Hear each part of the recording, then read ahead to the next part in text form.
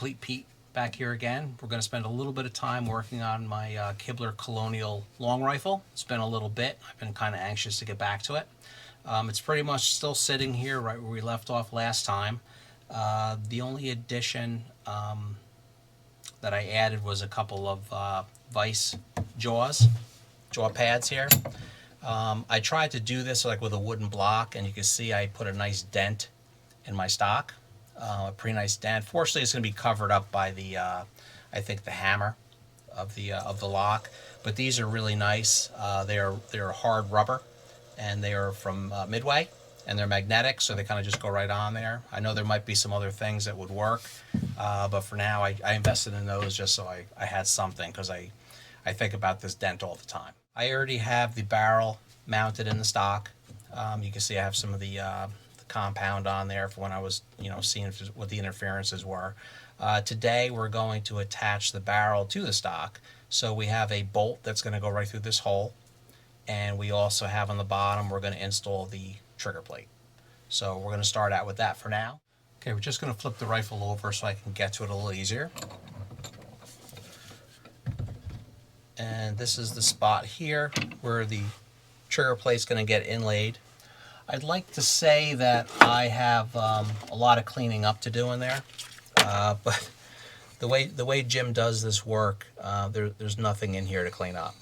I'd love to go in here and scratch around a little bit and show you that I'm really getting to the bottom of that, but the fact is there's nothing to do there.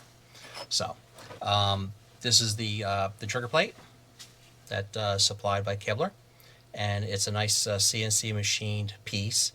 And I just got to touch things, so I did install this piece in, and it fits right in there. It's a nice tight fit. And then one of the things I did was, instead of putting the bolt in through the other side, to kind of like tap the plate out, I grabbed a screwdriver, and I put a screwdriver in here, and I just kind of wiggled it back and forth to get it out. And what I ended up doing was putting, I don't know if you can see there, two marks. So just by using the screwdriver, I actually deformed the metal enough where I couldn't stand it. So I ended up just using a small points file, and I just got in there and I just kind of cleaned up my mistake. So if I learned anything with these kits, you're going to make mistakes. I made mistakes. I got a nice dent in my stock. I'm never going to do that again. I'm never going to pull out my trigger plate with a screwdriver again. So, you learn as you go. So we're just going to get this installed in there. And it's a nice tight fit.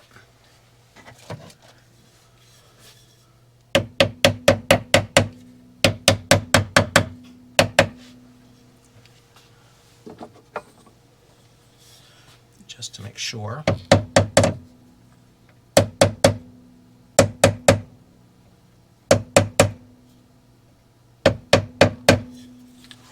Okay, so that's in there nice. The wood's a little bit proud, which is fine. We'll get that sanded down after. Now I'm going to put the bolt in, so then this barrel will finally be attached to the stock. There's my screw. Jim was right when he said these slots are they're abnormally thin. I'm not going to file this. What I'm going to do is I'm just going to use the wrong sized screwdriver. I want to go nice and easy with it. And this one fits in, pretty tight. It's almost the closest size I have. I will be buying, as recommended, a cheap set of screwdrivers to use to, in the future, just to grind them down a little bit, just to, so I have a complete set that fits all these bolts on here. I also, through a good suggestion by one of my viewers, they said get a hold of them and get some spare parts. So I have spare screws of every type for this rifle. So even if putting it together I booger up these threads or I mess something up here, I have several more of these. So when I get back to when I take the rifle apart to do all the metal finishing, I will have the correct screwdriver by that time to put this thing together properly, so I don't have a messed up screw there that I'll be staring at.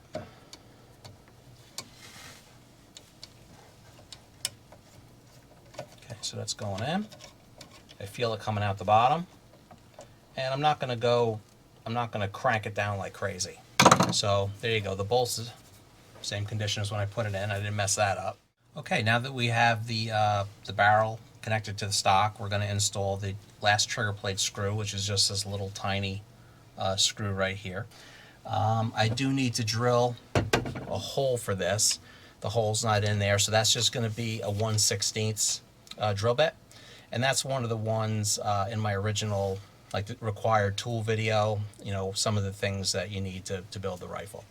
So Jim did say that you can, you know, put a nail set in there and you can mark your center, but I'm pretty good with finding center on these things.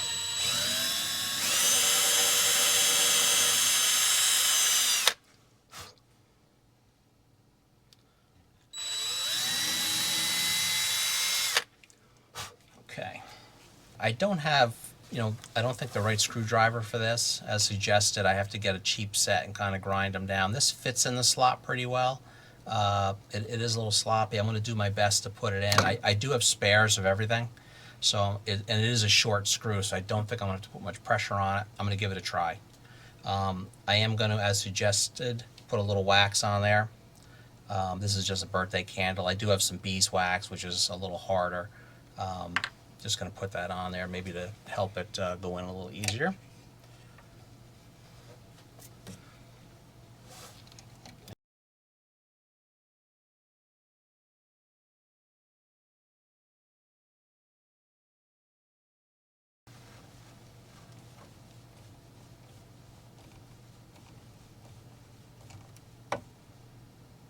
There you go. So no damage to the screw. And I'll fiddle with it a little bit, you know, when I get the correct screwdriver for it. So now that's all connected. So now we have one solid piece. The next step, we're going to work on the butt plate a little bit. Okay, I'm up to the butt plate part. This is the butt plate as cast. So you can kind of see there's some casting sprues on here. There's some parting lines, there's a little bit of metal on the bottom here, a little bit of flash on the side that's got to get cleaned up. I mean, all in all, it's not bad. It just has to be, you know, fit a little bit. And this, I would imagine, for, you know, for a real rifle builder, this is like nothing for them. But like, I don't know that at this point I could, you know, cut this stock out like that to fit this butt plate. So I'm appreciative of the kit. At least it gives me a little bit of confidence to do this kind of thing. Maybe I could do something different in the future. But for now, it's a pretty nice fit on there as is. I can see some gaps. I do need to clean the edges up a little bit. And I can see there's a little gap right here. So taking that off and looking in here, I can see there's a little ridge right here that could be stopping us from getting up there. On the other side, doesn't look too bad, and I think there's a little bit of you know, some tool marks here that we can clean up. So what I'm going to do is I'm just going to clean up this this little piece of wood right here. If you don't mind, I have to put on my, I know, please don't mock me, it's my old eyes. Let's see.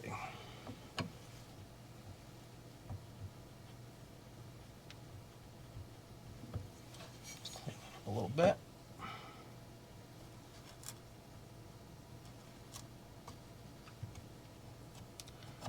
You can see there's a little ridge right here also. Okay.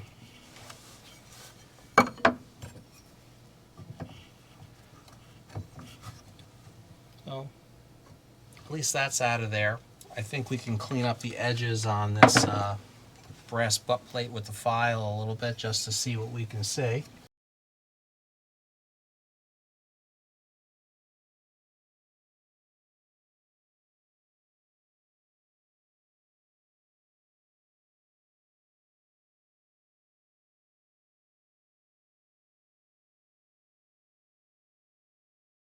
So all the main finishing of these brass parts and metal parts will all be done later on. I am just cleaning up some of these surfaces so I can get a good good fit, best as I can.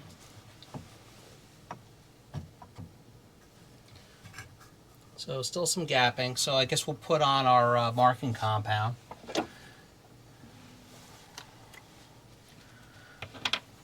See what we can see.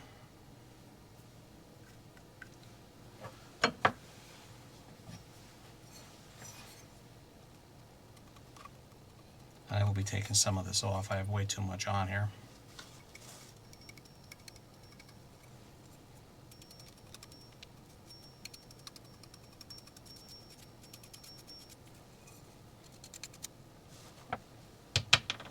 The world's messiest compound.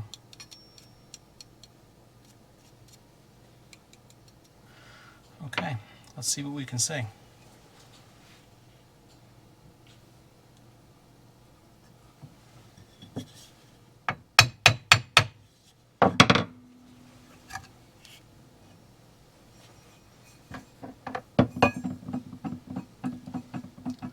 Of course, I just put my hands in it.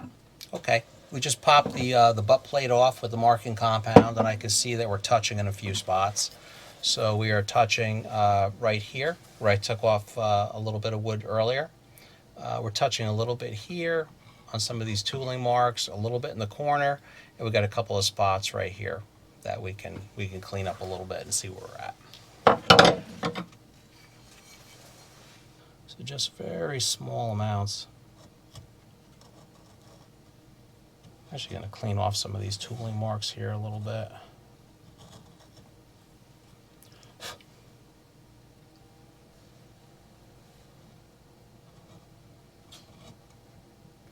A little spot in the corner here. These areas here, I may just file down a little bit. I'll just use the same fine file I had before.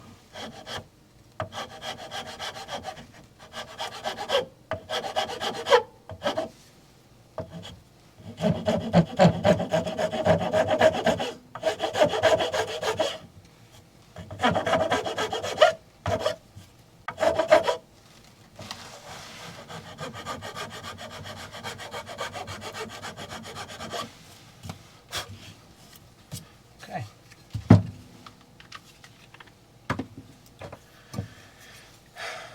Get a little more of that compound on there.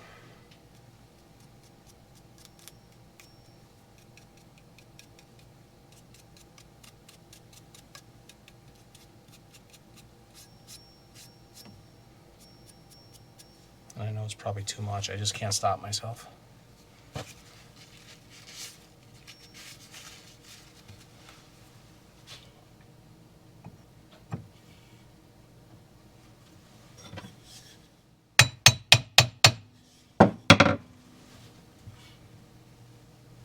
So it looks a lot tighter up here already. Also, the gap closed up here, so we should see some improvement. Now that we took the material out, we're actually moving up, getting some pretty good contact there. So what we want to do is we're not making a full contact, so I need to take a little more material off of there. I've been doing some fitting on the butt plate. You can see I got the black crap all over my hands, but a little trial and error, take a little material off, very little at a time. You can see we have a nice contact ring right there, so I'm pretty confident we have a good fit. And pressing it in, it looks pretty tight at the back here. Little tiny gap right there, but I'm thinking I would use the hammer method later on and just kind of tap down a little bit if I need to. And I may fool around with this a little bit more. I am going to put the screws in for now and then mull it over. I may take the butt plate off again.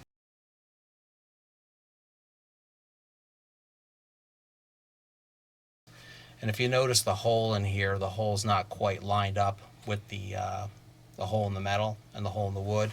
So hopefully when we put this screw in, it's going to pull the top of the butt plate in.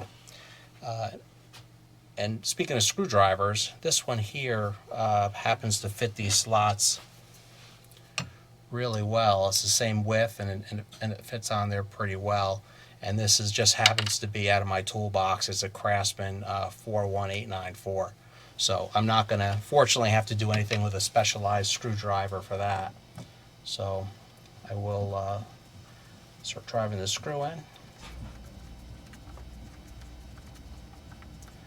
It's going in pretty well.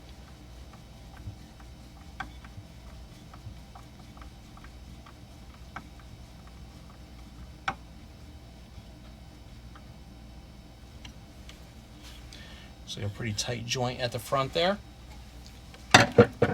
We'll just get this one in the back. Throw a little wax on it just to help it go in since the maple is a little hard. And then I'm sure I'll be staring at this for a week, looking at these gaps and seeing what else I should do. And most likely I'll take it apart again and do a little more filing or whatever. But for now, I just wanted to try to make a little bit of progress on this.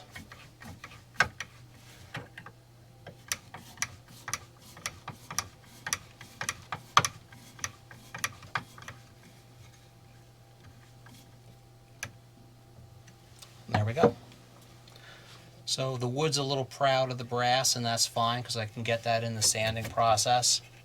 Brass is a little proud of the wood on this side. I might be able to kind of wiggle this back and forth a little bit. But either way, I'm gonna play with this a little bit, and I'll see if I can get it a little more perfected. But for now, that's probably good. Thanks a lot for watching, and we'll start working on the next steps on our next video.